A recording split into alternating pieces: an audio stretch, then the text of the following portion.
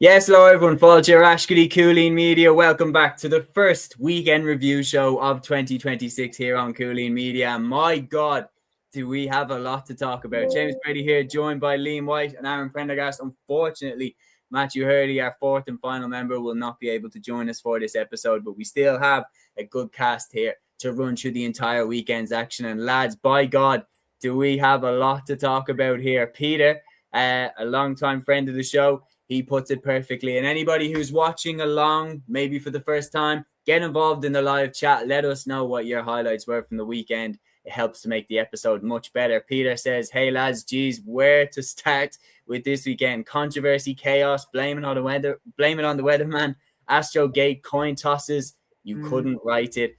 Liam, where do we start with this weekend? I suppose with the fact that we have a Dingle versus St. Brigids All-Ireland final, certainly one that it's going to be one that I'm very much looking forward to. Wasn't looking that way after, to be honest, even after the first 5 minutes yesterday, I was thinking, well, Ballyboden are in the final. Dingle, it's been nice knowing you. But yeah, I mean, I'd love to know the injury that Paul Ganey had that kept him out in the first half, and then he comes on and does what he did in the second half in extra time. But today's game, probably not as dramatic or, nerve-shattering in a way, but it was still a very good game of football. We were saying off here that if that game had been played last year or the year before, it might have been a dab squib, but thankfully we've had two very good All-Ireland semi-finals, had drama in the intermediate, we have coins now deciding pre-season games. We might decide the All-Ireland this year as well, but cracking weekend, looking forward to getting into it. Absolutely. Well, just talking about like the news of the week and stuff like that, Aaron, I'll throw this one over to you. Peter says, think there needs to be a serious look at the provincial preseason games. Too much chaos and a shambles with coin tosses thereafter. League should be the starting point for the season in February. The reality is, a lot of people, as I was hearing this debate on the radio, Des Cahill on Sunday Sport was asking Conleth Gilligan, who was doing the co-commentary with Marty, and he asked Conleth, there's a lot of people talking about, like Peter Canavan had come out and saying that there's no real room for the preseason competitions and everything like that. My take on it is clearly there's the anticipation. Clearly people want inter-county games to come back. You saw it yourself, Aaron. You were at the Dublin versus Laois football game yesterday. I was commentating on the Dublin Carlow hurling game today in the Walsh Cup. There was a great crowd there. People are buzzing to have inter-county fixtures back. But this kind of half in, half out approach where, like, remember the O'Byrne Cup a couple of years ago where Louth beat Dublin and then pulled out of the competition the next day and stuff like this. Like, it's kind of like we've got this weird little half in, half out where people start the competition and then you realize that nobody really cares about winning it. If people want to have inter-county action, I don't see why we can't just move the league back a couple of weeks. And that also then gives more of a gap between the end of the league and the start of the championship, which would mean that teams would take the league final more seriously. Yeah, well, like that's what we've been saying for the last couple of years. Like that's what everyone's been saying is like push, like there's no reason why the All-Ireland final can't be, I don't know, the 10th of August or something like that, rather than the 24th of July. Like just push it all back a little bit to the middle of August. Like it's not like at that stage as well, it's not clashing too much with club championships as well. Like, club championships are kind of, senior club championships are only kind of off the ground in a lot of counties. So I don't think it's clashing with them too much at that stage. Maybe some of them, but I think that's something they do need to look at because it like I think with the preseason competitions, I think where it boils down to is that people are paying for the tickets. Like the demand is there. It's just that they don't know how to organize this from their arse, from their elbow. Do you know what I mean? Like, I mean, you have coin tosses left, right, and center deciding games. Fans being told 10 minutes before throw in that it's going to be decided by a coin toss. Yeah, it's just it's all a little bit all over the place, to be honest with you. Like if you're going to cancel the games, fair enough, but I don't know, maybe just both teams should exit the competition or just play it. Can you play the game the next day? Or I saw someone make a suggestion, just do a one-off penalty shootout. I really don't know, but yeah, coin toss does sound a little bit mad in 2026 that we're still deciding games of football and hurling by a coin toss. Like it's just, it's a little bit mad. Yeah, I just would have loved to have been a fly on the wall when someone suggested the coin toss for the first time, and people actually were like, "Yeah, no, this guy's onto something here." Like, I do think coin toss. That's the way we should decide who gets into the next round of a competition that we want everyone to take seriously. In my opinion, the coin toss is such a stupid way to have someone go through to the next round. There is no skill at all involved. I don't know how this is breaking through. But what I'm saying is, my stance on it would be, if you're going to do the preseason competitions, do them right. Give them their own time in the year, give them their own space in the year, everything like that, where they can be the main focus for people who want to go see intercounty action. The way it is now is it's really shoehorned in. And the minute that the pitch wasn't available, a coin toss. And I kind of agree, Aaron, that like, even as mad as it would feel to do a penalty shootout to see who goes through, at least the penalty shootout has a little bit of skill involved in who goes through. The coin toss, like, you might as well play a hand of poker to see who goes through. Like, there's no skill involved. Like, it's genuinely, I don't know. And like Peter here highlights it, Kilkenny Westmeath was due to be played in the Downs, but moved to Lomans Mullingar. Grass pitch wasn't available, only full size Astro. Kilkenny warmed up on the gravel outside. They would not play on the Astro. The ref called it 1 minute before the throw in. 300 people were in attendance there. More chaos in Kildare. Galway arrived and a decent sized crowd. Match was pushed to 2 p.m. Then the ref called it off before that. I mean, when you weigh it up like that, I get that at this stage of the season, pitches will be called off, weather will be terrible. We know that, we all lived through that. But we're in this really weird area right now, this really weird shade of grey with the preseason competitions, where we're like stuck between just binning them off altogether or incorporating them into the calendar. And that kind of leads to the worst of both, because they get in the way of the competitions that we want to take seriously. And then people then aren't respecting them enough in terms of their preparation and the coverage of the games and everything like that. So it's a really, really difficult one to know what to do exactly. And you'd be kind of scared to say where you stand on it. Me personally, I'm like, I don't 100% see the need for them, to be honest. And like, that's definitely coming from a Leinster perspective, where I've witnessed teams not really care about the O'Byrne Cup. Like, I know that up in Ulster, the preseason competition is really much more important, as shown by 7,000 plus that turned up to Armagh Tyrone. But what I'm saying is that appetite for the preseason competitions, that intercounty action, it's there, but let's just move the league up a little bit. And then we can have that gap between the league and the championship, and the intercounty action is satisfied. That would be my move. Liam, what would your take on it be? Yeah, I've been spouting this all day, really, and people are probably sick of me on TikTok talking about it, to be honest with you. But like, what is the point of having these competitions and asking these lads who are still amateur at the end of the day, whilst, let's be honest, playing a professional sport at this point? What's the point of asking these lads to train throughout November, throughout December, and throughout January to then pull matches on the day, a minute before throw-in, 10 minutes before throw-in, half an hour before throw-in, and then decide a coin toss? Like, I joked earlier because I was like, like, I was thinking to myself, Charlie Mitchell may as well not be training for Offaly. He may as well be practicing his coin tossing at this point. Like, it's just a joke. Like, I mean, I saw it in the update earlier. Offaly, I think it was Offaly, Galway, and Westmeath won the coin tosses, and they're now in the Shield semi-finals this weekend. And Antrim, Kildare, and Kilkenny go into the Shield, or they're in the Shield competition.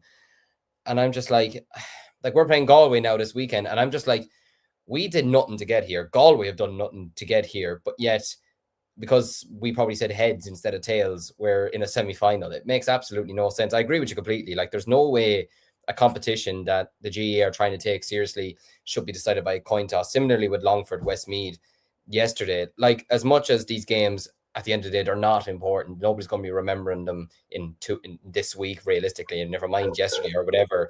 It was still nice to be able to watch, say, from my perspective, Offaly Carlow yesterday. It was nice for Aaron to watch Laois Dublin yesterday. Do you know, it was nice for you to be commentating today on Carlow Dublin. It's nice to be having these games to go and watch, and to, because we've been starved of intercounty action for such a long time, and you want to see new players and new tactics, new management teams, etc., testing out lads and all this. And there's surely a way that, look, even if they have to move, I don't know, 10 minutes away, like you could easily play a lot of these Walsh Cup games in club grounds. You don't need to be playing them in the big inter-county grounds. I know obviously 7,000 turned up for the games in the McKenna Cup, whatever, but certainly, like, I agree with you, for Munster or for Leinster, the O'Byrne Cup, Walsh Cup games, like Kildare, Galway could easily have been played in Naas. Like Laois Dublin yesterday was played in Rataniska.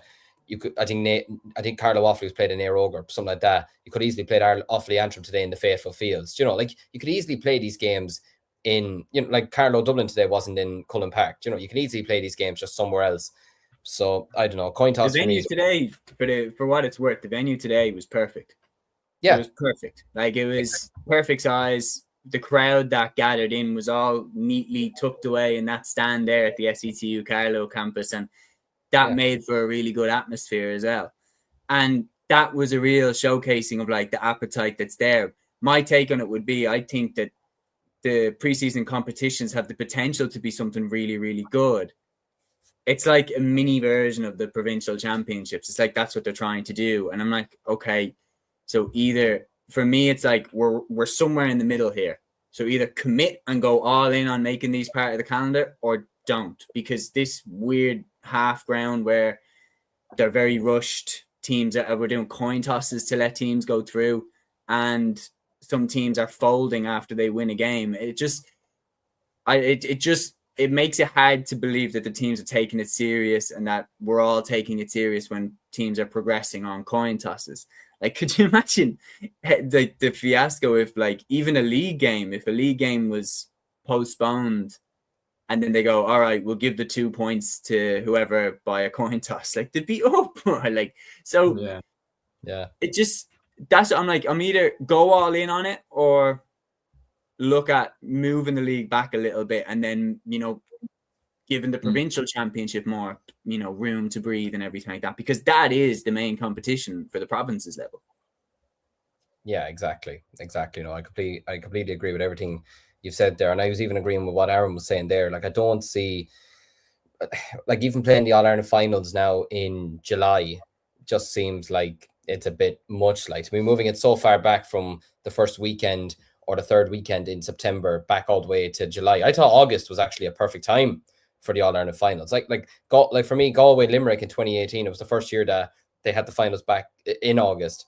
For me, that was absolute perfect timing. Like you said, it won't be clashing with a large majority of club championships realistically. You know, like, it might affect the counties involved to some bit of a degree, but as we've seen, they get their championship still wrapped up in plenty of time anyway. So I don't see why the All-Ireland finals, I don't see why everything is so rushed at this point. Like, even I can remember last year in the club championships, and ourselves and Nafina having to play 3 weekends in a row in the club championship, and other teams, like, it was much better this year that you had 2 weeks spaced out to actually get a bit of time to yourself.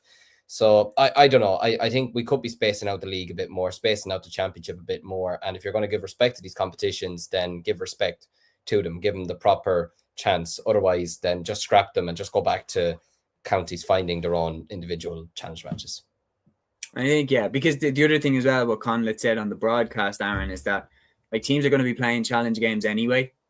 Like, we all know that this is what counties are doing at this time of year. Players that aren't playing colleges, players that do have a bit of time. This is when managers are using this, you know, but then that brings me back to my point. Then could it be a situation of move the All-Ireland final into August, move the championship up a little bit, move the league up a little bit, and make room for these competitions?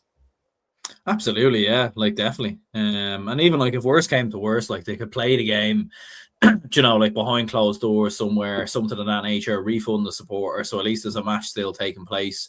But it is interesting, like, with the O'Byrne Cup as well. I don't know how it works in some of the other preseason cups, but, like, they have the Shield as well. So, you know, like, even if you lose a game, there's another game still after that. So even if a team tries to pull out, like, there's still another game actually that they'll still need to play. And that's even why, like, even with Westmeath, Longford, like, they probably should have just nearly had that as a straight knockout game, then, you know, scrap the Shield, play that game again, you know, like, on a different week or whatever. But yeah, they just need to push it back, to be honest. Like, I'd be in agreement as well. Like, if the O'Byrne Cup went, You know, like I wouldn't, like last year it wasn't there, didn't really think too much about it or miss it. You know, it's just when games are there and, you know, a few friends or whatever, like will we go, and you're like, yeah, sure, why not? But at the same time, if the game wasn't on this weekend, I wouldn't have really cared that much, and I don't think many of others would as well.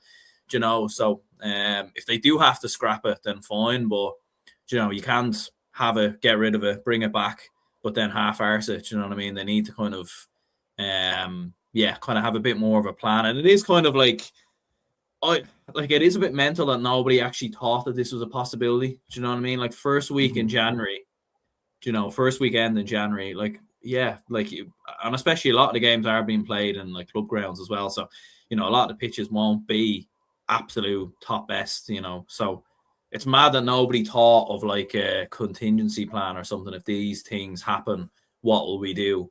It's like as if nobody thought of anything, and then last minute they panicked, and some owl out at the back, like, just what about a coin toss? And then like, yeah, sounds good. Yeah.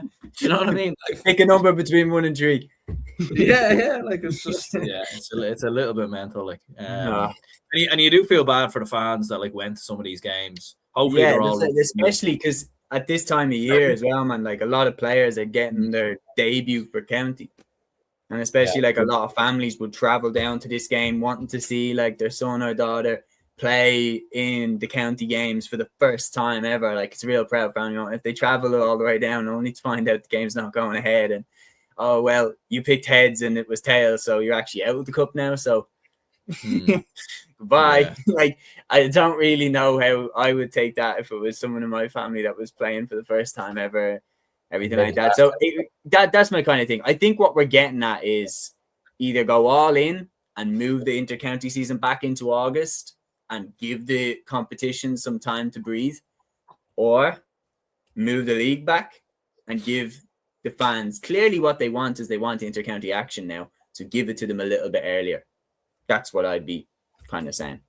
But I think that's what we're all in agreement on. We have a fantastic question in here from Mike L8998 is the @ that's what it's popping up as. Great question. Liam, does the massive success of Galway clubs in all 4 codes over the last 25-30 years compared to their county just disprove the connection between club and county success? Obviously, that's across all 4 codes. We've had Currafin winning 3 in a row in the men's football. We've had Kilkerran and Clonbyrne winning 5 in a row in the LGFA. We've had Portumna and their success. The Galway hurlers did get 1 All-Ireland out of it. In Camogie, that's the exception. They've won, you know, a few All-Irelands in the last 10 years, including this year. And then, of course, Sarsfields and Athenry have been very successful on the club. We'll get to Athenry in a minute. But that's a really good question. In the other 3 codes, is it a case study in that? There absolutely is. And I've taught this for a very long time with club and county. Like the difference in it is absolutely astonishing. Like a lad who absolutely shines on All-Ireland final day for his county could be absolutely shambolic for his club the next week or for that season, to be honest with you. And like I've taught this for a number of counties and a number of clubs, to be honest. I mean, you could take all 3 of our counties and clubs. I mean, like Cúilín and Nafina have both won All-Irelands, both being Dublin clubs in the hurling. But then obviously Dublin haven't won an All-Ireland in a long time or haven't won a Leinster for a while. With Offaly, like I nearly don't have a prayer thinking Offaly could win a Leinster title or an All-Ireland the last number of years. But then when my club or St. Rhinus or someone goes into the Leinster Championship, I think, yeah, they could probably win it, you know, or even with Cork, you know, like what was it? Was it between 2016 and last year, 2024, that there was no Cork club team that won a match in the Munster Championship, but yet Cork have been in how many finals in the last 15 years? Do you know, like it does show a big disparity between club and county. And like you mentioned there, Galway is a big example. I mean, what was their last football All-Ireland? I'm trying to off the top of my head. Was it 2000 or was it 2001? When was their last football? I think it was 2000. Yeah, 2001 was the last football. Yeah, 2001. For the men's anyway. Yeah, and they've won 1 hurling All-Ireland. They probably should have won in 2018, but they've won 1 hurling All-Ireland. And then, yeah, like it shows the big difference considering, like you mentioned, Portumna have had their success, St. Thomas's have had their success, Loughrea are in an All-Ireland final now. Do you know, it's absolutely amazing. Scott, like St. Brigids are in the All-Ireland final, but yet who in their right mind, Roger Spain, it's no disrespect to Roscommon, but who in their right mind is predicting Roscommon to win the All-Ireland next year?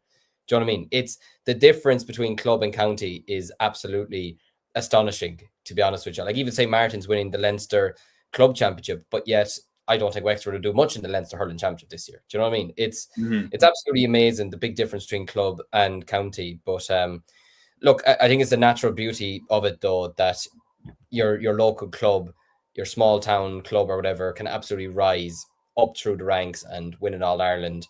But yet, when it comes to your county team, they could just flop out of nowhere. Do you know what I mean? But I think it's the beauty of it, to be honest with you. Yeah. No, there's a great point made here by Gavin O'Reilly. He says Galway have an easier pathway in the senior club hurling with no province, a direct semi to keep in mind. That's a huge part of it. It's like you look at how over the years, well, when the Cork champions came out, they're playing against Ballygunner, they're playing against Lockmore Castleiney, they're playing against Na Piarsaigh, they're playing against superb teams, and Na Piarsaigh and Ballygunner both went on to win the All-Ireland. Like it is a really, really difficult. And then you've got like Cúilín and Ballyhale Shamrocks there winning from Leinster. Like you have to go through those teams, and don't even get me started on Ulster football.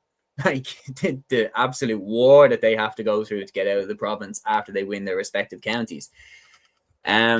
It is interesting. I think maybe there's something behind it that, like, if you're from a county that doesn't have as high a population, but you are still competing at Division 1. So you look at like Roscommon's population is a good example compared to Dublin's population. Dublin have 93 clubs. I don't know off the top of my head how many Roscommon have, but the fact that Roscommon are in Division 1 as along with Dublin quite a lot of the time, that means that like the talent pool is concentrated in fewer clubs, whereas Dublin have, you know, a massive spread of who's playing for the county team. So that's why Brigids and Pádraig Pearses and these teams always tend to have 6-7 lads that are starting for the county team.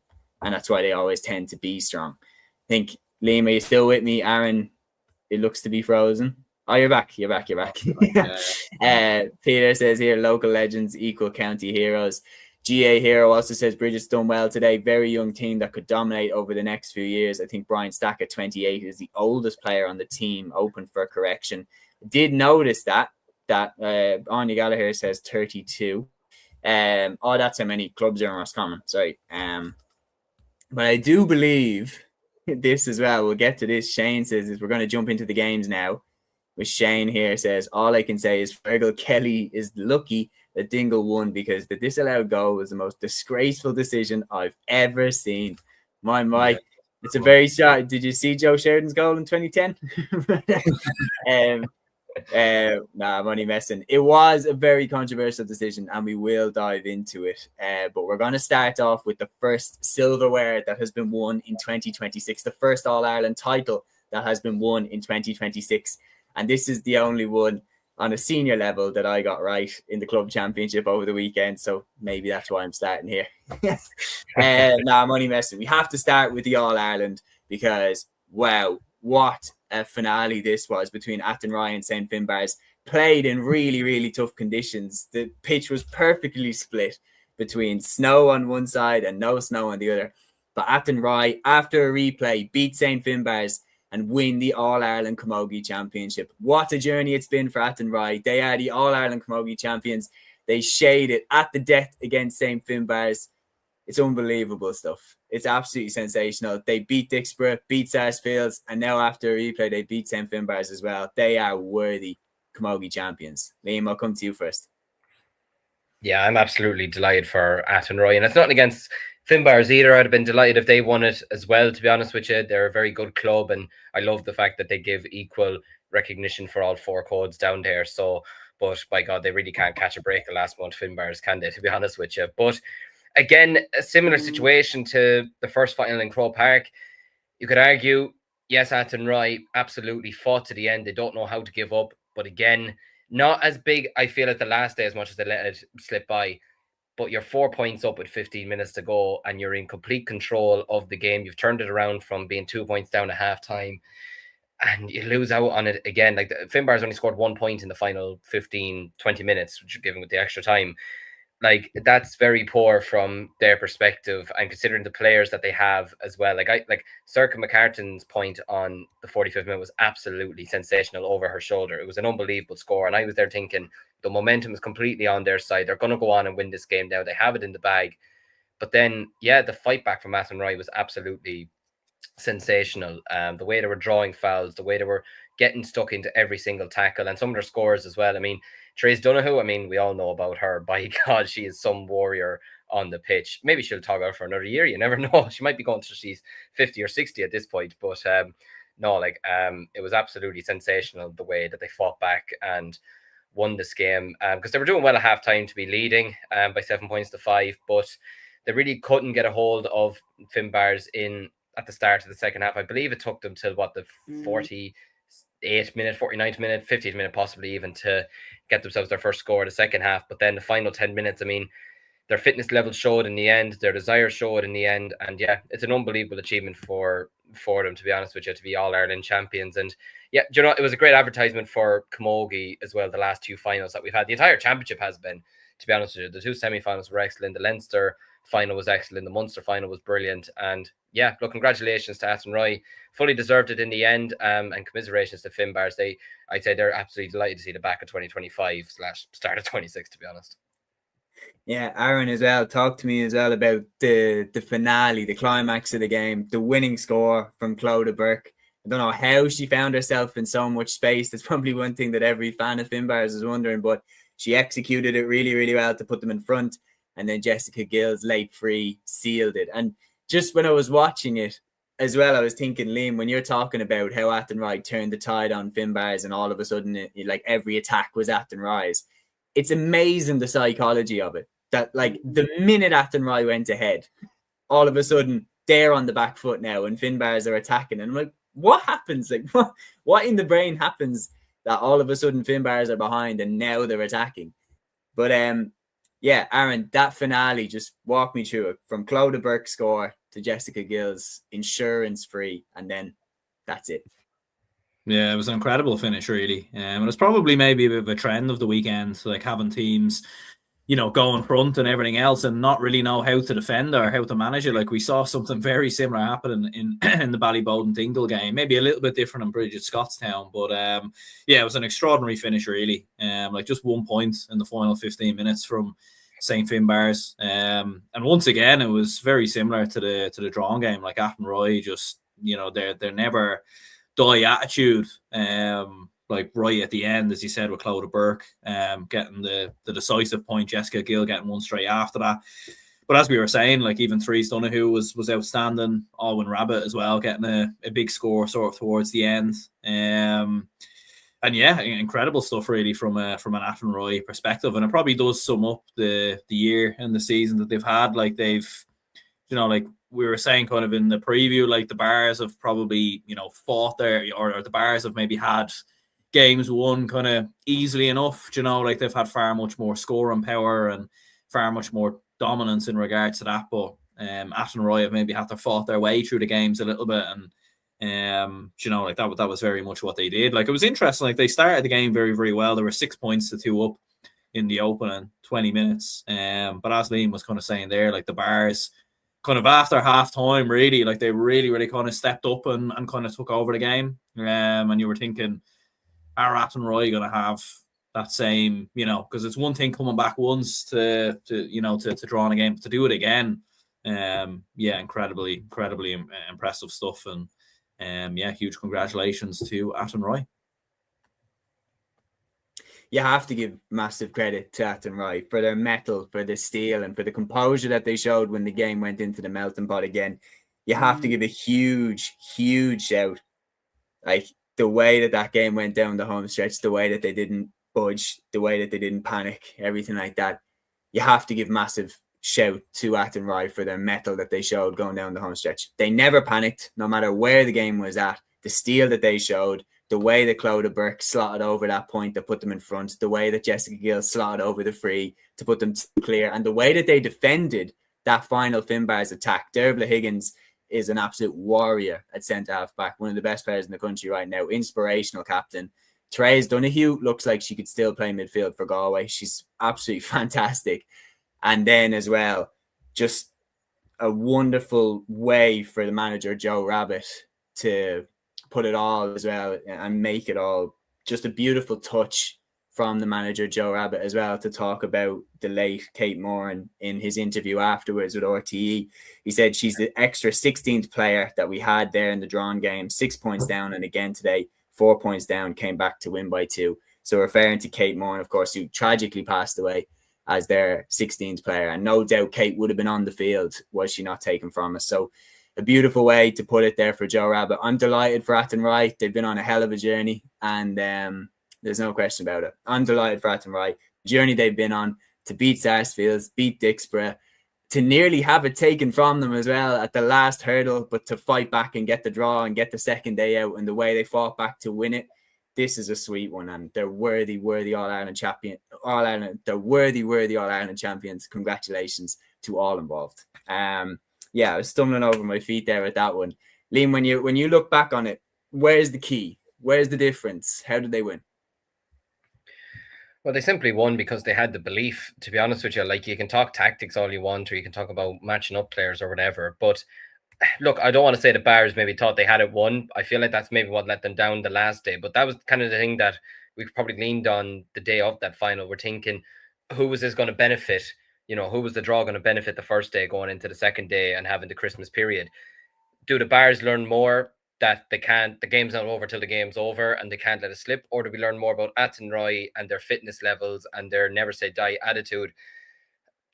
It was a strange, I think it both happened again here. Look, there's nothing between these two teams. Let's be honest with you. There's absolutely nothing between these two teams. They're both fabulous teams, and Finbars would have been worthy All-Ireland winners as well. But I just think Athenry, like, they just went those extra few yards, even drawing the last couple of fouls in the game as well, and just having that extra bit of belief. Maybe Finbars didn't have that belief in the end, maybe. I don't know. Look, I don't know the Finbars dressing room or anything like that, or, what they were thinking coming down the home stretch. But Athenry... Well, you were right on some level. They wobbled. When Athenry went at them, they wobbled. Like, to not score in the final 15 minutes, that's where they have to have regrets there. Oh, 100%. But yeah, look, Athenry, they just have better use of the ball in the end. They were creating space for themselves a lot easier. But that's all down to work rate, and that's all down to intelligence as well. They have great experience in that team at the moment. Like, they have a lot of top-class players in this team. Jessica Hill, Trace Donoghue, these types of players. Clodagh Burke, who I rate very, very highly as well. Like, they have a lot of really serious... Owen Rabbit as well. Like, they have some really talented players in this team, but they also know how to win as well. So I can imagine that Cork are sick of Galway in Camogie terms the last couple of months as well now. This is the second time that an All-Ireland final has been decided and it's gone the way of Galway. But look, for me, just absolute desire to not give up, to be honest with you. I think that's a lesson as well for every other team this year. Like, you could be down, you could be out, but once you still have a bit of fight in you, still have a bit of spirit, and look, maybe fitness as well. Look, the Athenry are a very fit team. They're absolutely able to go the distance, and that's proven by the fact that look at the teams that they knocked out to get to this stage. But yeah, for me, just an unwavering desire to quit. For me was the big difference there. And look, maybe Finbars, and look, it's no fault of their own. Look, I feel like every team in the world who has lost games narrowly at the end has probably had those thoughts in their minds of, maybe did we get carried away? Did we think we had it won or something like that? And you're always going to have those doubts in your head. But for me, I'd rather just focus on the positives for Athenry and just say, listen, they just had a desire to go out and still get the win, even with McCartan leveling it up. I believe it was just after extra time had been announced. But for me, look, Clodagh Burke kind of summed it up perfectly with the way she took her final score in the end. And yeah, for me, work rate and a desire to not die. Yeah, no, I agree. I think it's absolutely perfectly put that they just were willing to fight to the very end. And you look at it, and that's in the prediction. That's why I shaded it to them, because that's exactly how the SARS game had gone. That's exactly how the Dixborough game had gone. And it was how the drawn final went. And if you played that game for another 5 minutes, play that drawn game for another 5 minutes, Athenry would have won. And it was, so it's right there for them. And I did think that they were going to get over the line, and they did. Mike said so many links to the Athenry team that won 3 All-Irelands in 5 years in the late 90s, 2000s. Joe Rabbit was captain for 2 of them, similar to the Stars' father-daughter links to their double All-Ireland wins. Absolutely. Peter says Athenry's composure was key. Bars were still stuck mentally in the drawn final. Galway's hurler, Pádraig Mannion, is the Athenry coach. It's not a bad man to have on the sidelines there from an Athenry perspective. But yeah, that is where we are going to leave it there. Athenry, All-Ireland Camogie champions for 2025/26. It was nearly wrapped up in 2025, but they had to go to a replay. Fair play to everyone involved. Incredible journey. And they'll celebrate tonight. I didn't even mention, actually, Alwyn Rabbit, how on earth she was playing, given how injured her left leg looked to be.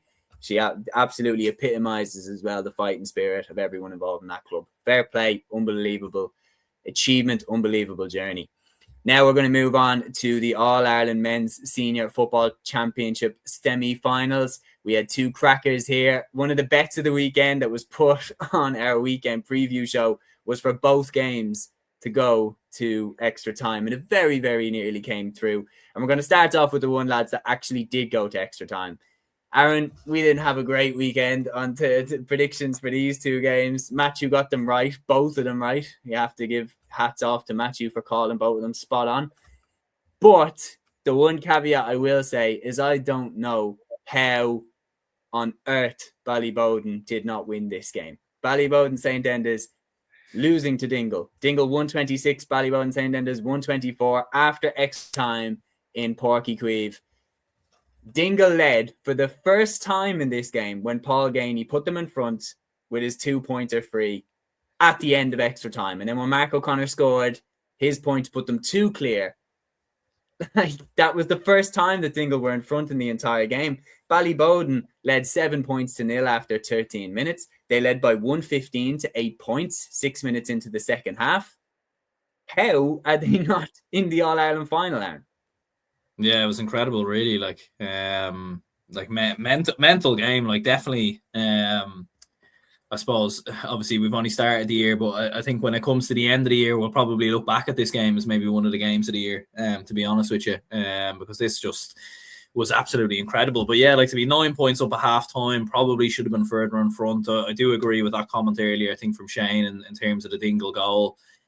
Yeah, I don't know how the referee didn't give that. I think he gave it because he thought it was a double hop. But you can clearly see when you see the replay that he's clearly just catching the ball and it falls on the ground. Like, you know, that way bounces up off the ground. So yeah, Bowden got away with that as well, to be fair. And the mad thing was, like, even in the second half, like Bowden were getting away with things as well. Like, there was that one chance which the Bowden keeper saved, then it hit the post like moments after. I think it was Tyg de Bruin. Then obviously they get the goal from Tyg de Bruin. But yeah, like, Ballybowden will be absolutely kicking themselves because they were so dominant. They had so many chances, and you know, like, even after Dingle got their goal, like, Bowden were still chipping away with points. Ryan O'Dwyer, you know, was kind of getting a few. McGarry as well, and he still felt like they had them at arm's length. You know, and then I don't know what happened. They kind of just panicked. And even that chance at the end from Con Basquel, like, I mean, like, in normal time. Like, don't get me wrong, it's not an easy free. And given the circumstances, given the pressure, it's certainly not an easy one. But you'd still back a player of his quality to put that over the bar. And he didn't just put it wide, like, he basically put it out for a line ball. Like, it was incredible, really, like, how wrong he got it. And yeah, then in extra time, bizarrely enough, like, you were thinking Dingle are coming in with the momentum. So they're going to be the ones here that are going to start extra time strong. But it actually went the other way. Like, Ballybowden were 3 up. You're thinking, right, they've got it back to where they were. And then again, you know, fair play to Dingle with Paul Gainey in particular, like 8 points. Like, he was absolutely outrageous. But yeah, they just panicked. Like, they were shooting for 2-pointers when they didn't even need them at one stage towards the end of the game. And yeah, they completely panicked. And I think it probably, you know, Matthew, to give him credit, was probably right, in fairness, in saying about Ballybowden maybe not having had those tests, although they have had those tests in Leinster. I think, or although they have had those tests in Dublin, you know, you could see kind of very visibly towards the end that Dingle have been in these battles, whereas Ballybowden haven't been. Well, apart from the Dula games, like, the one thing I will say is that I'm not someone to, like, I threw this into our group chat that I said, like, look, the good thing about this game is that you don't look stupid for picking Bowden and you don't look stupid for picking Dingle, regardless of who wins in extra time. Both teams have clearly shown that they can beat each other. But the reality is I'm now not going to go back and say, oh, I shouldn't have picked Ballyboden, because as you said, Colin Pascal definitely has the capabilities to slot over that free at the end of full time. And if he does, Ballyboden win. And then we were right. So I don't think it's worth looking back on and being like, oh, well, Dingle were always going to win. They weren't. Like, Ballyboden definitely let this slip. Peter says Bowden were halfway back up the M8 with it in the bag. Gavin says never write off Dingle is the lesson we can all learn, but you have to admire the fight and determination they have in their last 2 games. That's the thing. There's 2 different ways to look at this. Dingle showed unbelievable fight to win this game. You can look at it 2 ways. You can look at it that Bowden threw it away, or you can look at it that Dingle just never, ever, ever stopped fighting, never stopped believing that they could get over the line. When you look at the situation they were in, trailing 7 points to 0 after 13 minutes, trailing 14 points to 5 at halftime, trailing 115 to 8 points after 36 minutes, and then the hammer blows that they had with the goal being disallowed controversially in the first half, everything like that, going down the home stretch, it looked like for every beauty that Tom O'Sullivan would kick over, that Ballyboden would have an answer from a Ross McGarry or something like that. Yes, Ballyboden may have finished it off at the end of full time with that free that they had, but Paul Gainey's 2-pointer was one of the best points I've seen, I think, in my life. It was unbelievable, that kick, to send it then into extra time. And then for Bowden to go ahead and Dingle once again to come back at them and be like, no, we're going to the All-Ireland final, mate, regardless of what happens. And the first time they led in the entire game, including normal time and extra time, was when Paul Gainey put over that 2-pointer free to push them clear. It's unbelievable, the fight and spirit that they showed. And the thing is, Liam, I was saying this to you off air, like, a lot of people will look at this and go, oh, well, Ballyboden should have closed the game out. Is this just the way that Gaelic football is now with the new rules, that you can be up by 7 points and it just doesn't matter? The game's not over. Is it gone like basketball, gone like hurling now, that a big lead against a top quality team, you're still not safe?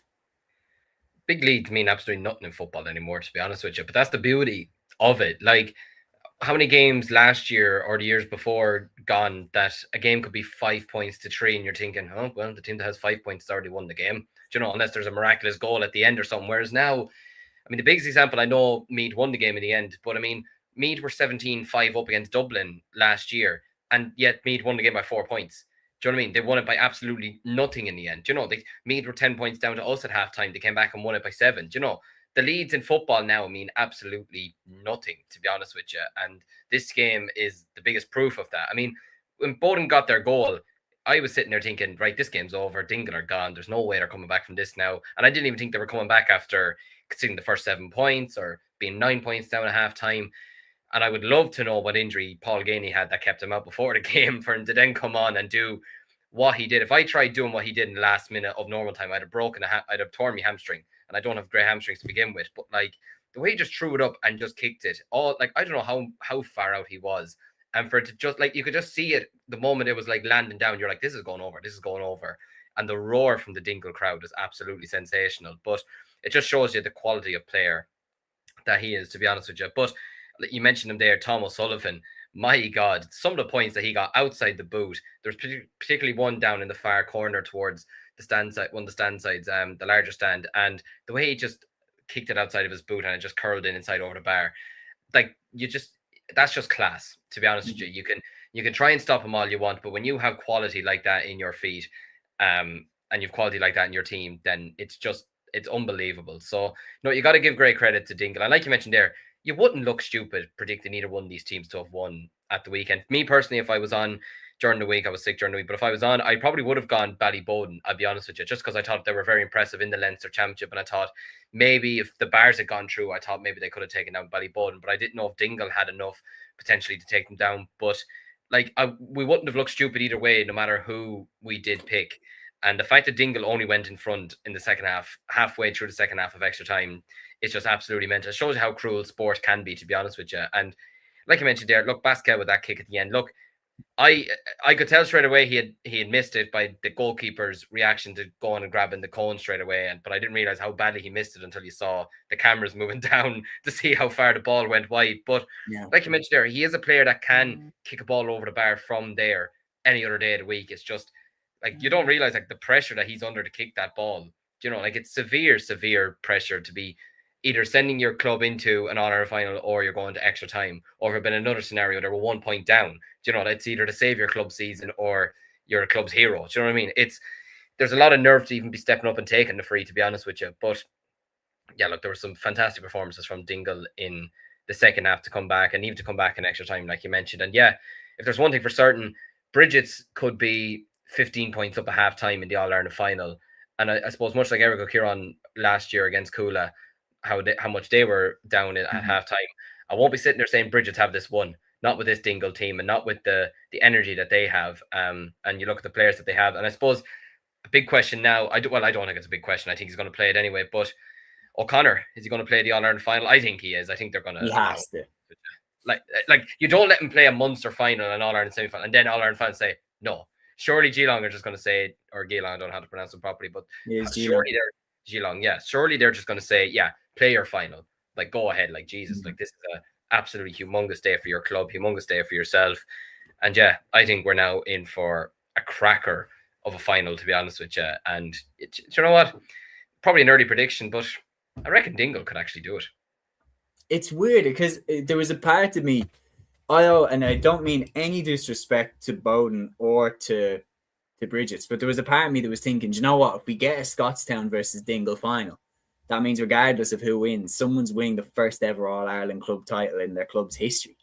Yeah. Like, how magic is that? And that was the case with Cúilín versus Eric O'Kieran last year. I remember thinking, just purely because before I did my research for the preview, I remember thinking, Errigal had definitely won one because they had Peter Canavan and like players like that, and they actually hadn't. And I was thinking, oh my god, so Cúilín or Errigal, one of them is going to win the football for the first time ever. And regardless, you're guaranteed unbelievable celebrations and a historic day for whichever club wins. Now, that's not knocked by, like, Brigids, correct me if I'm wrong, but they're won in 2013 when they beat Ballymun Kickham's. That was 2012, 2013.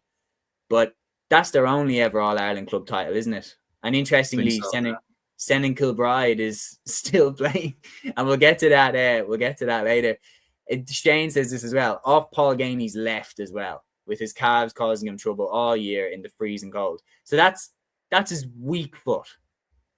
Like, and he's belting it over from way outside the 2-point arc, like just ridiculous. Like it was the type of kick where, like, the minute he kicked it, you were like, fuck off. You're not kicking it from there, like. Do you know what I mean? No way he's got that one. But yeah, sensational stuff. And Brian Tyers on commentary as well when he was saying fog on arch, like that translates to like get out, like don't like he couldn't believe when he kicked it. It was unbelievable. And yeah, Dingle are into the All-Ireland final. It's just unbelievable stuff. Aaron, then looking at it from a Bowden perspective, do you ever hear people saying about like just the vibes are off and stuff like that? There was one moment where Ryan Basquel had a free to put Ballybowden 5 ahead. And it was similar to the one that Colm took that. And like, not only did he miss it, he ballooned it wide. Like, just, it can happen to the best forwards in Ireland. It just wrong hit, wrong place of the boot. And it just goes flying wide. And then from that very kick out, Tom O'Sullivan skips down and kicks over a lovely 2-pointer. Now, all of a sudden, the gap has gone from potentially being 5 to 2 points. And it's just like, Dingle are coming back. Like, there's something, they're wobbling a bit. What were the key moments that you looked at and thought that's where Dingle got a massive step back into the game, or Bowden let them back into the game maybe? Yeah, like I think that was definitely a big moment, but it was probably nearly after Ballybowden's goal a little bit, like, or even throughout the majority of the half. Like, when you were looking at Brigids and Scottstown, and we'll get onto that a little bit later, like, Brigids had kind of a similar lead, probably even a shorter lead with Scottstown, but Brigids were able to manage that far better. Any ball that was going in, they were getting men inside their own 45, they were turning the ball over, they were aggressive in the tackle. Ballybowden weren't that at all. Like, any long ball that was going in there, you felt like Dingle could have got a couple of goals there. And that moment where, as I said, where it hits the post and the keeper's forced to make a save, like, that felt kind of significant as well, because it just felt like every time Dingle ran at Ballybowden, they were cutting them apart and they were cutting them open. Yeah, and as you said, the Tom O'Sullivan point was absolutely key as well. Like, there was a couple of misses for Ballybowden. Like, it wasn't just the Colm Basquel one.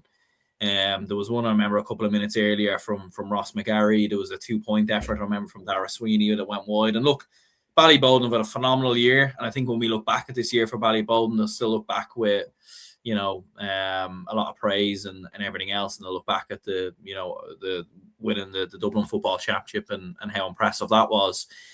I think it was fitness levels maybe as well. Like you saw, like Ryan Basquel was having a brilliant game, and I know he got married recently as well. So you can't really blame him for not finishing the full 70.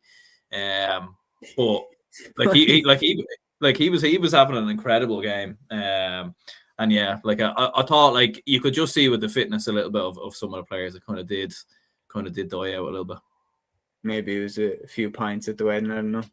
Over the Christmas, the Christmas and your wedding. Exactly. Christmas yeah, that's what wedding. Imagine trying to keep the lads off the beer. Imagine trying to keep the lads off the beer if they've got a wedding and Christmas and New Year's. It's not possible. That would have been tough.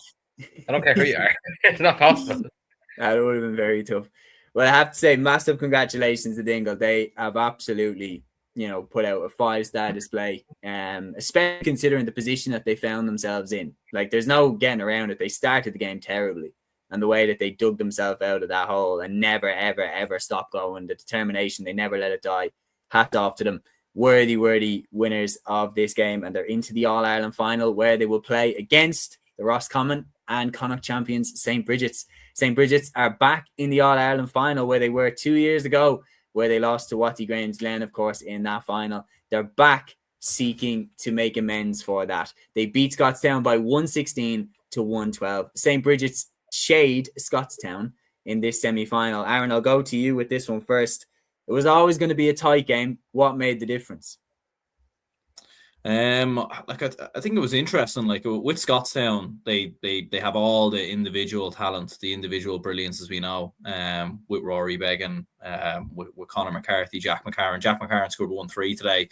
But with Brigids, it's the system, in my opinion. It's the way they keep the ball, the turnovers, and like when you look at Rory Beggan in particular and the influence that he has in games, like he only scored 1 point today. And Brigids in particular, like their press on Rory Beggan's kickouts was phenomenal, really. Like, and they really, really limited Rory Beggan. Like there was different men tackling him each time. There was no in particular player who was going up to him to turn the ball over. They must have dispossessed him maybe 2, 3, 4 times while he was on the ball.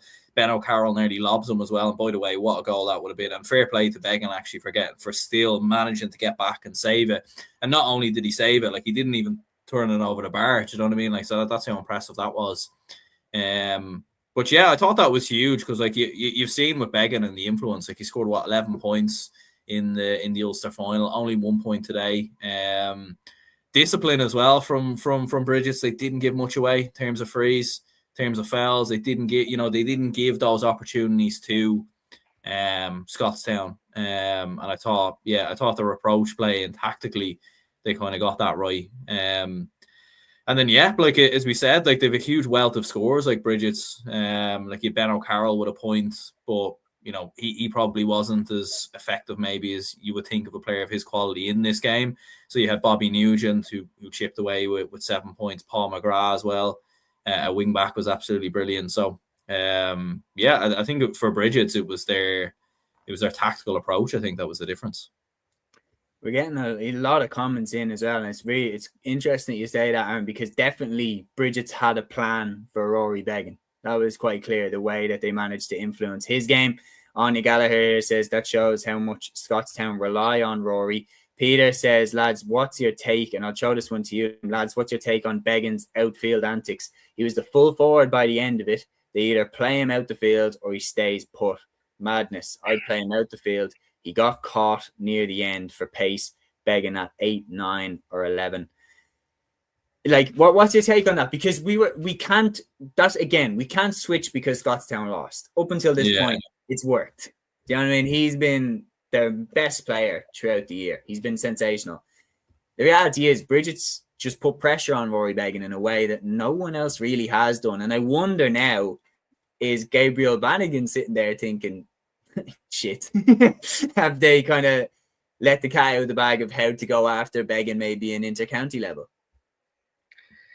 I don't know, to be honest with you. Like it just shows how mad. At the same time, this is the other side of football now. It shows how mad the game has gone. That, like you mentioned there, he's been playing mostly outfield in the game rather than in goals, and it shows how much the role of a goalkeeper is evolving. Because it's similar in soccer. Years ago, you're just told stay in your goal line and don't move an inch. You get a nosebleed if you go outside of your area. Whereas now, keepers are running up the field taking 65s or 45, kicking 45. Or they may as well be kicking 65s now as well. They're capable of doing that, and they're getting involved in the play. They're in the build up. They have to be as fit as a fiddle at this point. A large majority of goalkeepers now are playing outfield for their clubs.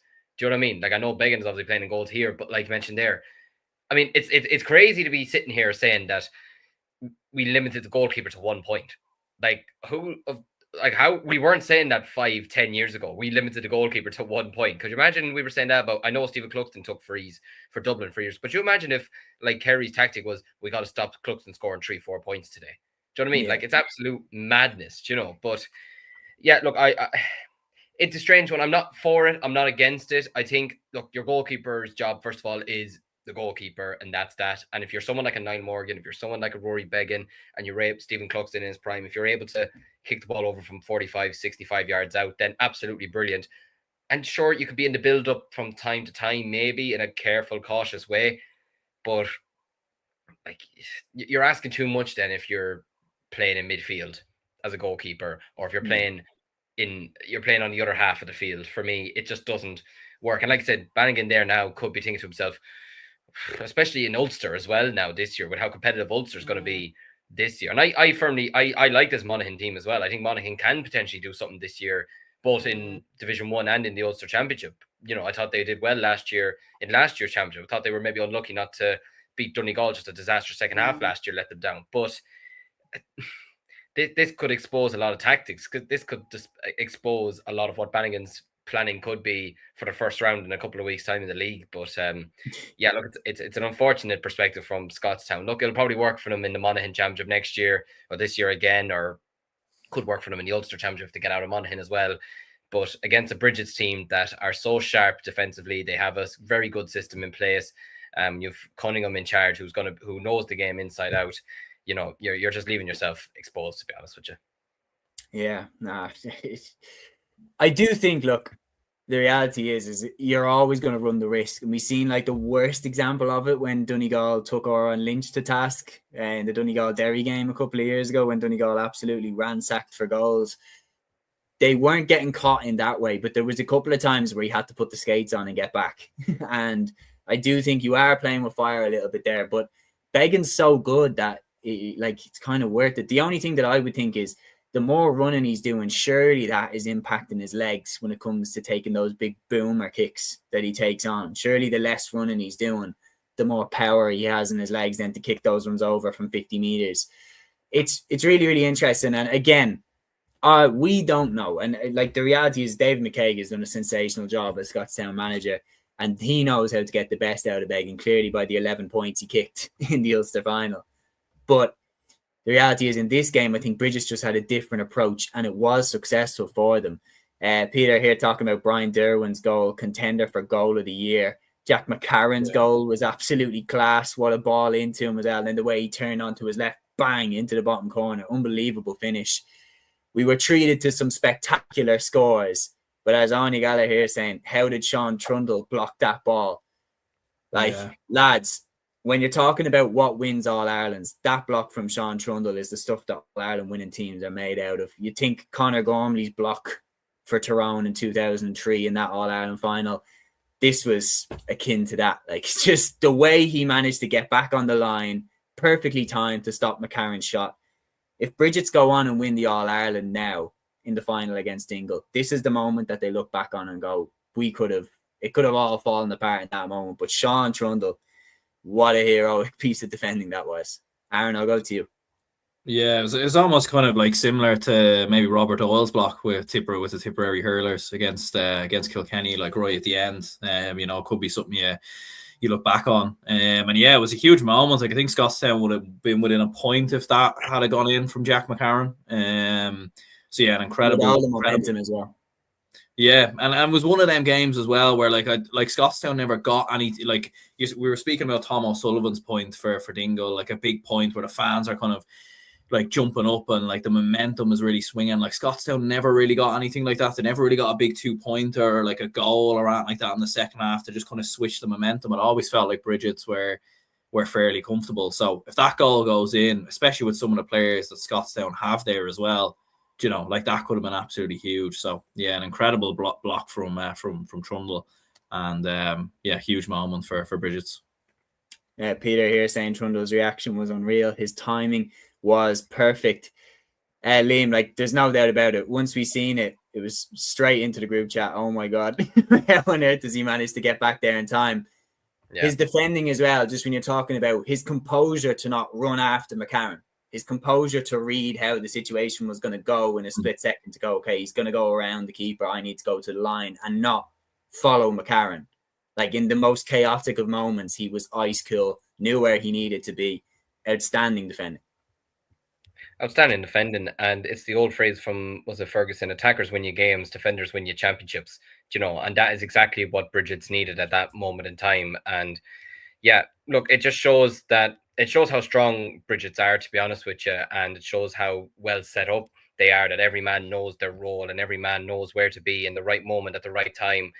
And yeah, look, that's the stuff that managers absolutely adore. It's the stuff that, in a weird way, fans nearly love seeing that stuff more than they do seeing a score, because at times preventing a score and going that extra mile is nearly, like you mentioned there, Robert Doyle's block on the line last year. I mean, for one, that saved the GEA more than anything, whereas this one maybe didn't to a slight degree, but still, no, it was a remarkable moment in the game, and Scottstown will be desperate about that. And I saw one comment as well, which actually was kind of interesting, seeing that the Ulster Championship probably took a lot out of Scottstown as well in comparison to Brigids, who didn't have to perform to the same level. Obviously, they had a very tough Ulster Connacht final, but just the comment. Yeah, exactly. Just for Scottstown, I mean, you mentioned it there, Ulster in both inter-county and club level is so difficult for every single player up there. It's a trek to win it, and you saw how much Scottstown needed to go to the bottom of the barrel to win the Ulster final against Kilcoo, you know, and have to go to extra time and everything like that. Whereas for Brigids, I mean, look, I know they had a replay in the Roscommon final, which this all just hurts even more, considering Padraig Pearses could have beaten Brigids and I could be looking like a genius right now instead of Aaron. But yeah, it's but no, Brigids are a fantastic team. They're so well set up. And for Cunningham, I believe, didn't Cunningham beat Brigids in 2013 or something like that? I think I saw it earlier. With Gary Castle. Yeah, with Gary Castle. And now he's led Brigids to an Ireland final. I mean, swings and roundabouts as well. It's a small world. But yeah, no, look, Brigids are in fantastic shape going into this final. It's going to be a very hard one to call, to be honest with you, because Dingle is just chaotic, whereas Brigids are a lot more calm. So it could make for a very interesting view, to be honest with you. But yeah, look, that block and saving his team, you love to see it from a supporter's point of view, and from a manager's point of view as well. He'll be getting the biggest pat in the head tonight. There's no question. Yeah, speaking of the management, Anthony Cunningham made some brave decisions going down the home stretch. Gavin talking here about let's go for Brigids to win this game. Ben O'Carroll only scoring a point, which was insane. But I found there's so much more he can give. Like going down the home stretch when the game looked like it might go into extra time and you might need a winner or something, he takes off Ben O'Carroll. Then he takes off Bobby Nugent. And I was like, what's going on here? Why is he taking off all of their best players? It's like Scottstown needing a winner and taking off Jack McCarron and taking off Rory Began or something like. But it's really, really interesting. Kilcuddy is saying Scottstown dominated the last 15 but only scored 2 points still. Rue those missed chances. Still a fantastic year. I mean, when you put it like that, they were on top a lot. They were winning a lot of kickouts and they weren't turning those chances into scores. And you do look at it and you go, Matthew said it in his prediction, that you can't keep scraping through games. You can't keep doing it. Eventually you're going to get caught. And was it just a case that, like, as Gavin said there, that the tariffs that they would have had to pay to get through those Ulster Championship games on their body, on their fitness, on everything like that, do you think that in the last 15 minutes, the gas was just kind of running out and their shot selection wasn't as good and their finishing wasn't as good? Yeah, I think so. Like I think it was one of them. Like probably like where having come through it and shown the resilience and everything else of coming through Ulster. It's probably somewhat similar with Ballybowden a little bit, but maybe the opposite way. In the sense that like Scottstown, they did look a little bit dead on their feet. They looked a little bit gone. They didn't look like the match sharpness wasn't quite there. And fair play to Brigids, like for kind of hanging on. So absolutely, yeah. Like I think it did make a big difference. No, it certainly did. There's one thing as well, Shane here saying, if this is true, this is really cool. Saying Dingle's manager, I didn't know this. Dingle's manager, Pádraig Corcoran, was born in Dublin and played underage for Ballybowden before his family moved to Dingle. So it is mad how small the world is and how it swings around the best. I didn't know that. If that's true, that's mental. Like, imagine coming up against your boyhood club in the All-Ireland semi-final with the club that you moved to. Just on that as well, like Pa Warren, who played for Ballybowden, scored 3 points in the first half. He's actually a Kerry man as well. And I think he might have been, I don't know if he was involved with Dingle or something, but yeah, someone was explaining to me there's some mad connection there as well. So it's it's crazy. Like. You're telling me that someone that wasn't from Dublin was playing for a Dublin club? No, I don't believe you, man. I don't believe it. That never happens, man. Everyone's was born and raised in Ballybowden, man. Yeah, no, that's cool. Like Kilmacud Crokes all grew up. Shane Walsh, Cool actually did, to be fair. But Coola did, and that's why I loved Coola's All-Ireland win, because those 15 lads that started and the subs that came in were all Coola lads. No one was transferred in on that Coola team, which made their Dublin win even a breath of fresh air, because Kilmacud, and to be fair, you have to give a shout to Ballymun Kickham's as well. When they won it in 2020, to the best of my memory anyway, I could be wrong, but I don't think they had anybody who was not from Ballymun playing for them. So that's the kind of thing that I like to see in the game. I get that transfers need to happen sometimes. My take on it always is, okay, does the inter-county player really have to go to like Kilmacud? We've got 93 clubs in Dublin. Do you really have to go to the champions? Like, can you not go to someone who's kind of a good club? But I get it. I get why individually you'd want to go there, but that's a wider issue, no question about it. Tig here, Pa Warren played for Kerry in 2022 and 2023 in the National League a few years ago. Mental. And interesting as well, he did a really good job on Tom O'Sullivan, and then when he came off, Tom O'Sullivan really grew into the contest.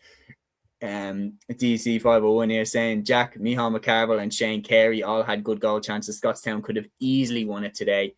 The Dublin commuter town of Dingle. There's plenty of Dublin commuter towns around the place. You have a great comment in here as well from Anya Gallagher. And this is what is different for St. Brigids versus Dingle, because St. Brigids have unfinished business with the All-Ireland club final. She says, look at the Glen players when they won the All-Ireland. They came back a week after. Well, just looking at that, British boys are probably looking at Davy Burke isn't the manager anymore. He'd probably have them in training this week before the All-Ireland final. He'd be having them in training with the county. I remember thinking that was mental, though. I didn't think that was a good move. I remember thinking you're going to burn them out, like especially Conor Glass, and people like that. Conor Glenn could actually be a cool name for him. But looking at this, Aaron, from this perspective, last year was a year that broke the chain on that. The previous winners, Glen had lost in the final the year before, then came back and won it. Kilmacud Crokes had lost the final the year before, then came back and won it. And then Kilcoo, lost the year before. Then the pandemic happened, but then when it came back, Kilcoo won it. Last year with Cúilín and Errigal Ciarán, that broke the chain. Brigids, though, they were the last team to lose the final besides Errigal Ciarán that are now back in the final. They have unfinished business with the All-Ireland final, Brigids. They were right there up until Conor Glass's goal. They're back in the final now. They want to settle this. Absolutely, they do. Yeah, like I do remember, like back in 2024, or not long after Brigids had lost the All-Ireland Club final. I remember a lot of people were kind of tipping Brigids to kind of come back and maybe go and do it in And we're in 2025, I suppose, as it was, and go and win it. So yeah, absolutely they do. Look, they have the experience of being in that game, playing in that occasion, and everything else. Ben O'Carroll, a few of the other lads as well, Bobby Nugent and whatnot. Like it is interesting with Ben O'Carroll and Bobby Nugent because I know they are going to be involved, I think, in the Sigerson Cup as well. So how much will they play in that competition? With obviously the All-Ireland final kind of looming as well. Like, was that maybe why they were taken off a little bit earlier in the game? Like that's an interesting one. You don't see many managers think of the bigger picture, but like fair play to Anthony Cunningham if that's why he was actually taking them off. But I don't know if he was thinking of that now. I think that was it. I think in that moment, I don't think you give a shit about any other competition. I think you just want to get to the final. But I think maybe that was more a case of trying to protect the house a little bit. Yeah, probably. Yeah, but yeah, no, look, absolutely, they'll 100% be ready for it. Look, Dingle will be there as well, and like we said kind of in the build up to the semi-finals, you could make a prediction for any, like no one was that surprised that Brigids won, but no one would have been that surprised if Scottstown won or if Ballybolden had won. Maybe would the only surprise if one team beat another by 10 points or something like that. So yeah, like going into the final, I know we'll predict it when it comes around, but it's a very, very hard final to call. Oh, it certainly is, no question about it. We'll make the predictions for that in 2 weeks' time. Shane here saying Pa Warner's Gnieve Gwilla man, who made league appearances for Kerry. He's from the same club as the legend Ambrose O'Donovan. Of course, he was captain, wasn't he, in 1985, if I'm not mistaken, when Kerry won the All-Ireland. Davy Burke is Flano's new coach. Gavin says should be a ban on going to Dublin senior clubs, so they're more likely to go to Dublin intermediate clubs and strengthen the championship. I would agree. I think some sort of system where you're not allowed to go to like the top four. Like if they reached the Dublin semi-final last year, I think that should be the cutoff point. Gavin says Dowd said today after the Leitrim game, the Brigids and Strokestown lads will get a rest. I mean, that's probably a breath of fresh air for the lads. They can go on the beer regardless of what happens. Maybe not on the beer, but they can have a little rest after that game. But we're going to move on from that game now. Fair play to St. Brigids beating Scottstown and progressing to the All-Ireland final. It's going to be some contest. We're going to give a shout as well to the intermediate and the junior semi-finals, of course, which took place across the weekend. Pairing these two together, Liam, I'll go to you first. On Gael tucked 18 points, Salins 114. Sorry to Peter as well. Peter, I'd love to get your take on this game, especially the free at the end. And then in the other semi-final, Liam, Glenullen beat Strokestown 5 goals and 8 points to 2 goals and 8 points. It's a very impressive win for Glenullen when you consider Strokestown only a couple of years ago won the Roscommon Championship Senior. And you're thinking there, you've got St. Brigids in there, Pádraig Pearse is in there. So it's a serious Strokestown team. So the intermediate final of 25-26 is on Gaeltacht against Glenullen. Yeah, massive congratulations to Glenullen. That's a serious scoreline to be putting up. 5 goals in a semi-final is outrageous, to be honest with you. Strokestown collapsed in the second half. Yeah, geez, that's very tough for them, to be honest with you, because they're a proud historic club. And, like you mentioned there, you look at some of the clubs that are in the Roscommon Championship. So to be taken down a team of Strokestown's pedigree is absolutely amazing. But I mean, I think the big talking point from this is completely on Gaeltacht and the end of that game against Salins, to be honest with you. Kind of like deja vu to Dingle and St. Finbarrs, bringing the ball, was it 30, 40 yards? I think Matthew was saying in the group chat that the difference was they had the option of kicking a 1-pointer or kicking a 2-pointer. But for me, I don't like this rule. I didn't like it last year. I think it's the one thing they need to get rid of in football. Bringing the ball 40, 50 yards up the pitch for the lad to have a free shot at goal. I don't agree with that in the slightest, to be honest with you. And look, it's tough. Look, you wouldn't have to see me being sorry for Kildare side, but for Salins, like, it's very tough because they won the Leinster Championship in very good fashion, to be honest with you. They won that. They had a fantastic second half in their semi-final in Leinster against Clara, and they were unbelievable in their final against the Westmeath champions as well. Like, it's just, to have it taken away from them like that is so cruel, to be honest. Now, I mean, the free at the end, the way it was kicked over was absolutely sensational, especially from the angle. And no different to Gainey in the Munster final as well. The pressure he's under to kick that over the bar. And that's not to draw it again. That's to win the game or your season's over. I mean, fair play to him. But again, like, I don't see how was Emmett Ralph, I believe it was. I don't see how he was able to give the ball back to Gaeltacht in that position. Like, I could be wrong here, but I don't see how he was able to give the ball back, to be honest with you. Like, it was, for me, ridiculous decision. Like, and this whole thing of handing the ball back to the opposition and trying to be nice and all that, I think I'm going to go full Dunlop Cusack. Bullshit is what I call it. Handing the ball back. Like, no, I hate that rule, to be honest. I'm bringing the ball 50 yards forward. I mean, and Joe Brown, I'd have none of it, to be honest with you. Absolutely none of it. You see, it's weird. I can kind of get behind the idea of it because, like, especially if you're losing, it used to always really piss me off when like a team would blatantly time waste, blatantly get involved. The shithousery would begin. Oh, someone's hamstring's gone. Oh, someone's contact lens needs to be put in and all this stuff. And I kind of liked measures being made to reduce that somewhat. Oh, my thing is I'm like, I think maybe we could start looking at maybe a little bit of a distinction between not handing the ball back isn't as bad as like standing in the way of someone trying to take the quick free. Like, you know, for example, like 2017 All-Ireland final. And I hate to use this example. Sorry, Aaron. But 2017 All-Ireland final, Dean Rock kicks over the free. The Dublin players just rugby tackled the Mayo players to the ground and wouldn't let them take the kick out and stuff like that. And they were just like, blatantly, we're not letting you. We'll take a yellow card, whatever it takes. We're stopping you from getting this kick out away. That is a situation where I'd be happy for it to be brought up 50 meters. Obviously not in the moment because I want the Dublin to win. But like, objectively, cases where teams are being like absolutely getting in the way of you taking the free.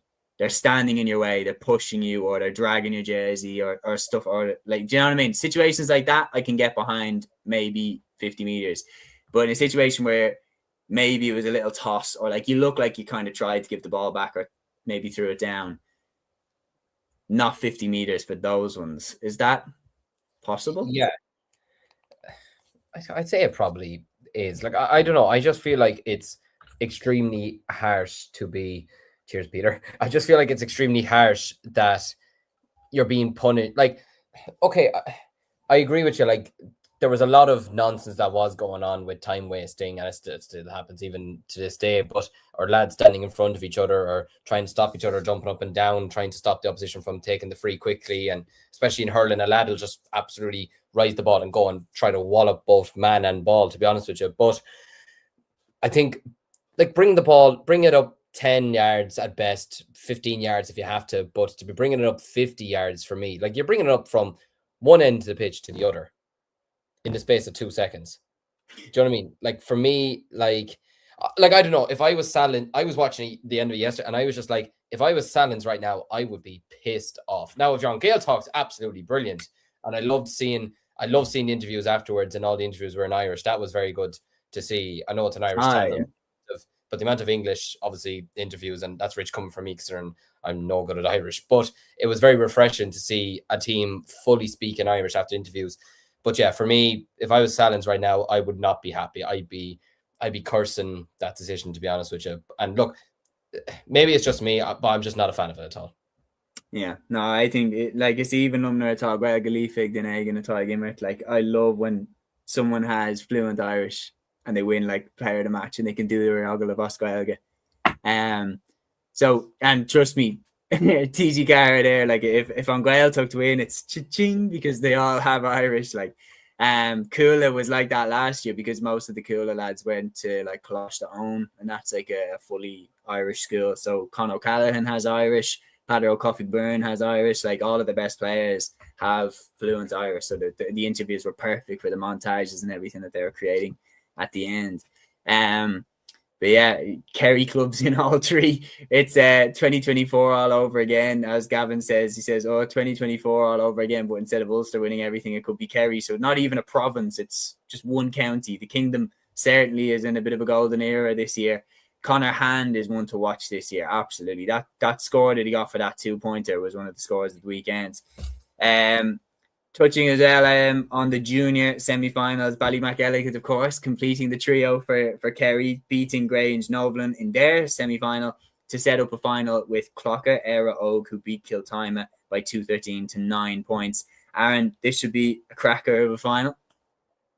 Absolutely, yeah. Like, and especially for Ballymacalligan, like I know Matthew was going to kind of speak in quite a bit in detail about kind of some of the tragedy that's happened with the club this year and everything else. So it's like it's obviously brilliant for them to kind of go through the final. Like, I didn't see either one of the games now, to be honest with you, so I can't really speak too much in depth on either one of them.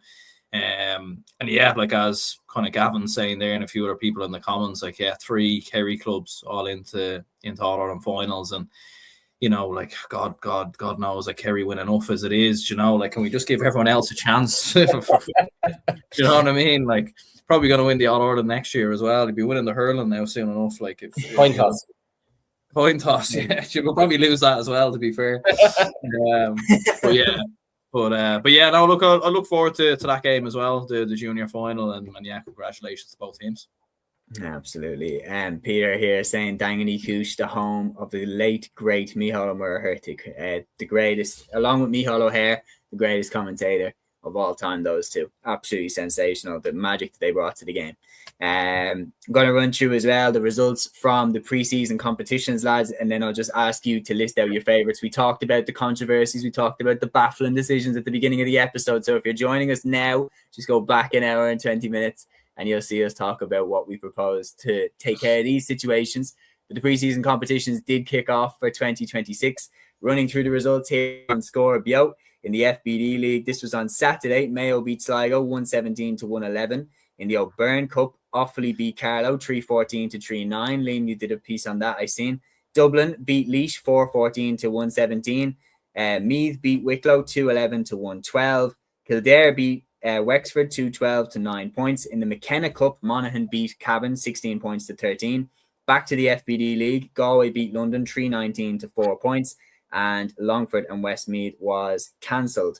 Going then to today's game, Sligo and London drew 111-14 points in the FBD League. Sligo and London playing on back-to-back days as well. Another interesting thing to add in about the chaos of this weekend.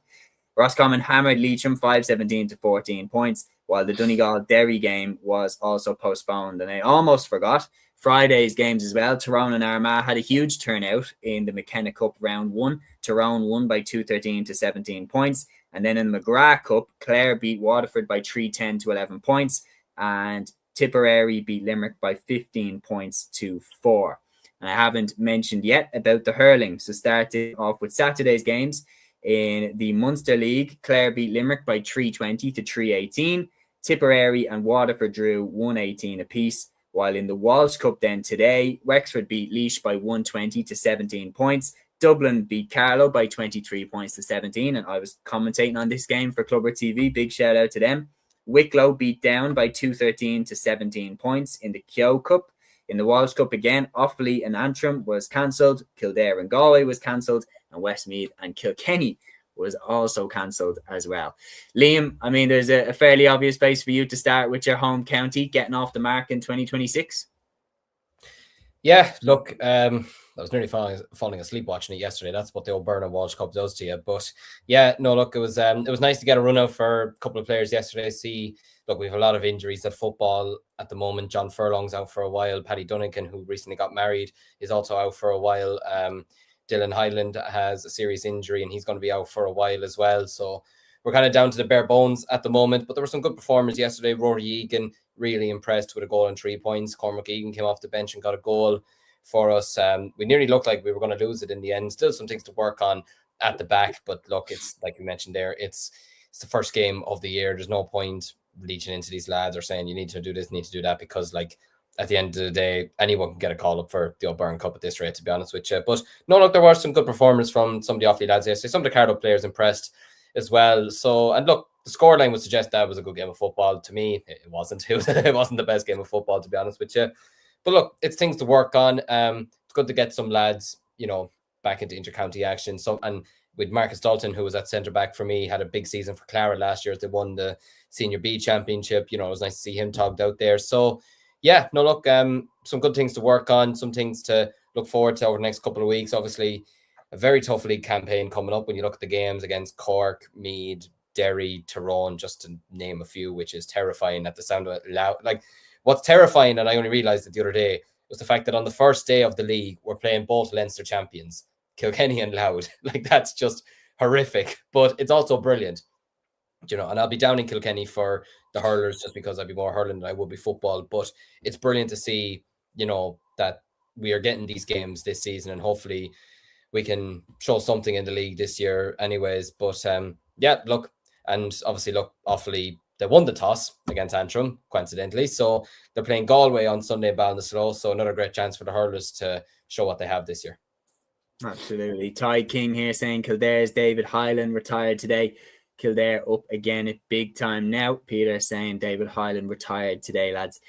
Super player for Kildare. Very, very solid defender and versatile as well. Capable of playing around the middle. But that's a big blow definitely for Brian Flanagan. Very versatile player. Yeah, did his county proud. All the best in retirement, David. And Anya here saying poor Leitrim starting their best team and getting hammered. And then a bit of banter from Gavin or Roscommon, man. At least Leitrim were able to fulfill a team against Roscommon, but maybe they shouldn't. Roscommon were absolutely on it today by the looks of things. Rob Kelly here saying it will be hard to beat Kerry this year. They didn't have Paul Gainey, Tom O'Sullivan or Diarmuid O'Connor for the most part. And when you add in Sean O'Shea and Paddy Clifford weren't fully fit. Yeah, and then, I mean, you're talking about the lads that are in Australia as well, looking at the championship. Killian Burke, Mark O'Connor, Rob Monaghan as well is another one who went. Am I missing anyone? Anyone else go? I think, Ben Murphy. Ben Murphy from Austin Stacks. He looks like a baller, and then he's gone as well. Like, so Kerry somehow are still winning All Irelands despite not being at their full potential of what they could be if they had Killian Burke, Mark O'Connor and everything like that in the team. So really, really, really interesting to see how the next year will develop. I want to give a big shout as well to the game that I was commentating on, the Dublin-Carlow game. Dublin took it very serious. 5 players started the game for Dublin that started last year's All-Ireland semi-final against Cork. 5 players started the game against Limerick in the All-Ireland quarterfinal. Like Diarmuid O'Dooling started. He was player of the match. He was brilliant. Scored 11 points. Conor Donoghue started. Conor Burke started. Like Paddy Smith was a full-back. Sean Brennan was in goal. There were some big names on the team sheet. Carlow had Martin Kavanagh playing. Peter here saying Seamus was Hedgehoe playing. He wasn't playing in this game. Unfortunately, I love what? Was Purcell playing for Dublin? Purcell was playing, yeah. David Purcell and Dara Purcell. Both of them were centre forward and full forward. It was a good game. It was a good win for Dublin, no question about it. The first half, there was never more than 2 points between the teams in the first half, and it was in the third quarter that Dublin put some distance between the sides, and then that was enough to get us over the line. So I was happy with what I saw, especially Diarmuid O'Dooling looked really, really good, like sharp as hell, especially for this time of year. And he has the potential to be a superb forward, no question. Aaron, you were at the football. What did you make of the first game of the year? There was, I'd say, in terms of big names and like nailed on starters, there was less of them. But that's sometimes how you find the diamond. Like Niall Scully was found in the O'Byrne Cup famously and everything like that. Anyone that caught your eye? Yeah, there was definitely a few, all right. I thought Kevin Stevenson around midfield was very, very impressive. Given the fact that Dublin are in search of midfielders really since Brian Fenton left. Yeah, like it was probably the only real recognisable name probably in the team was Niall O'Callaghan. And that's mainly from playing with Cúilín. Like he was very good, to be fair. He scored 1-6, and we could definitely see maybe a lot more of him within the Dublin team. Robert Shaw, I think a wing back as well. He was very, very good. I think he got a goal and a point. He was very impressive. But overall, like it was brilliant stuff really from Dublin. Considering how much the team was changed, and you could see the sort of Gerard Brennan blueprint within the team as well. They were very goal heavy, very, very focused on goals, very similar to watching the Louth footballers last year. It reminded me a bit of what Louth did in the Leinster final, other than keeping the ball for a long, long time. But in terms of that, like focus on goals and everything else. And yeah, some top performers. The goalkeeper as well. Can't remember his name off the top of my head now, but in the first half was very impressive for Dublin as well. Had some brilliant kickouts. I think Sam Maloney, I think might have been his name. He was very good. Sean Guyton was good as well. Like, there's a lot of very good players there from a Dublin perspective. And yeah, definitely some positives to take. And what was actually refreshing as well, like watching Dublin kick 2-pointers. They kicked about 5 2-pointers in the second half. Like seeing Dublin do that, it was like, this is absolutely glorious. What do you think of the new jersey? I actually like it. Yeah, it looks like quite it. nice. It almost bit of a throwback. It almost kind of reminds me a bit of like the mid 2000s kind of Arnis era. So yeah. Absolutely. Last question here from Rob Kelly before we wrap the show up. He said, do you think the new rules play a part in Kerry's success this year? Because they probably suit them. Absolutely. They have the best inside forward in Ireland in David Clifford. These new rules guarantee that he gets more space, which is great news for the fans, but terrible news for his opponents. And you've seen it this year. He was at his brilliant best.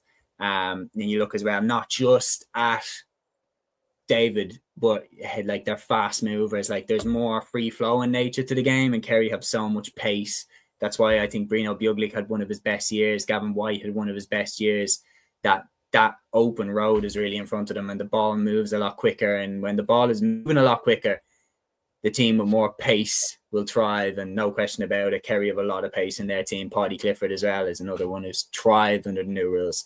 Peter here saying, thanks a million, lads. See you Thursday at 8 p.m. Yeah, well said there, Peter. We'll be back with the weekend preview show next Thursday at 8 p.m. to run through all of that upcoming weekend's action as well. So make sure to tune in for that as well. And we also have a little something special coming for you with regards to the league action. Our first in-person show, we'll be putting that out across the channel. We've managed to rent out a studio, and we will be posting that across the socials. A full preview and predictions of the Allianz Leagues for 2026. So keep eyes peeled. We'll be dropping that across all of our socials. The National Leagues 2026. I cannot wait to go into the new year with that. Lads, it's been an absolute pleasure. Thanks so much to everybody who got involved in the discussion. You really helped to make that episode really enjoyable. We had a bumper weekend of action. We're back with the GAA in 2026. We'll be back on Thursday at 8 p.m. Until then, ta-ra.